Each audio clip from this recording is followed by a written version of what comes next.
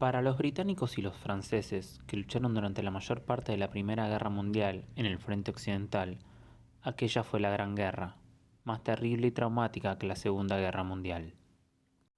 Los franceses perdieron casi el 20% de sus hombres en edad militar, y si se incluye a los prisioneros de guerra, los heridos, los inválidos y desfigurados, solo algo más de un tercio de los soldados franceses salieron indemnes del conflicto.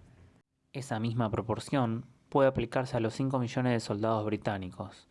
Gran Bretaña perdió una generación, medio millón de hombres que no habían cumplido aún los 30 años, en su mayor parte de las capas altas, cuyos jóvenes, obligados a dar ejemplo en su condición de oficiales, avanzaban al frente de sus hombres y eran, por tanto, los primeros en caer.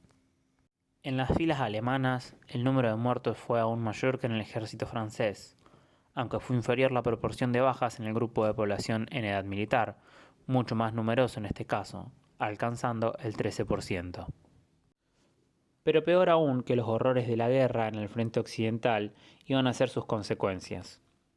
La experiencia contribuyó a brutalizar la guerra y la política, pues si en la guerra no importaban las pérdidas de vidas humanas y otros costes, ¿por qué debían importar en la política?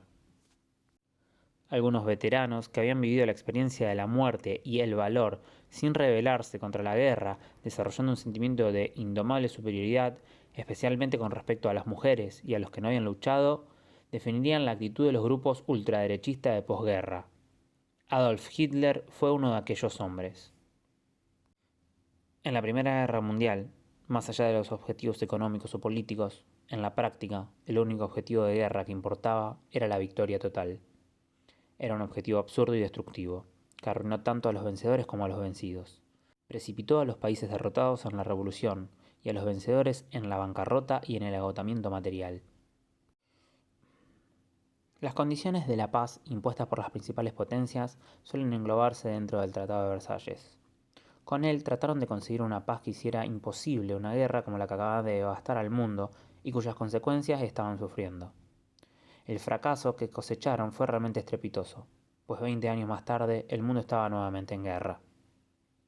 A Alemania le impusieron una paz con muy duras condiciones, justificadas con el argumento de que era la única responsable de la guerra y de todas sus consecuencias, con el fin de mantener a ese país en una situación de permanente debilidad. Los Estados Unidos optaron casi de inmediato por no firmar los tratados, y en un mundo que ya no era eurocéntrico, no podía ser viable ningún tratado que no contara con el apoyo de este país, que se había convertido en una de las primeras potencias mundiales. El Tratado de Versalles no podía ser la base de una paz estable. Estaba condenado al fracaso desde el principio, y por lo tanto, el estallido de una nueva guerra era prácticamente seguro ya en ese entonces.